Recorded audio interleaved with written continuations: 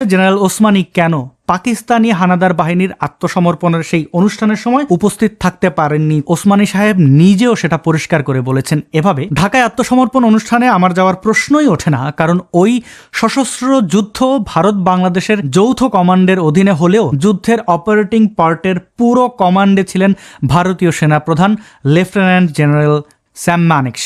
সত্যি কথা হচ্ছে, আমি আন্তর্জাতিকভাবে স্বীকৃত কোনো নিয়মিত সেনাবাহিনীর সেনাপ্রধানও নই। আন্তর্জাতিক রাজনীতি অনুযায়ী পাকিস্তানের সেনাবাহিনী আমার কাছে আত্মসমর্পণ করতে পারে না, কারণ বাংলাদেশ জেনেভা কনভেনশনে স্বাক্ষরকারী কোনো দেশ নয়। আত্মসমর্পণ অনুষ্ঠানে জেনারেল মানেকশকে রিপ্রেজেন্ট করবেন lieutenant general Arora. General Manekshaw গেলে তার সঙ্গে যাওয়ার প্রশ্ন উঠত, কিন্তু সার্বভৌম সমতার ভিত্তিতে আমার অবস্থান জেনারেল মানেকশের সমান, যেখানে তার অধীনস্থ আঞ্চলিক বাহিনীর প্রধান জেনারেল আরোরার সফরসঙ্গী আমি হতে পারি না।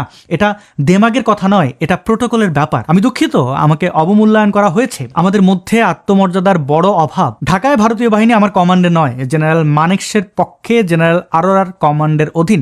পাকিস্তানি সেনাবাহিনী আত্মসমর্পণ করবে যৌথ কমান্ডের ভারতীয় বাহিনীর কাছে। আমি সেখানে অর্থাৎ ঢাকায় যাব কি জেনারেল আরোরার পাশে দাঁড়িয়ে তামাশা দেখার জন্য? How can I? যে প্রশ্নের উত্তর স্বয়ং ওসমানী দিয়ে গেছেন, সেই প্রশ্ন বারবার উত্থাপন করে কারা লাভের গুড় খেতে চায়?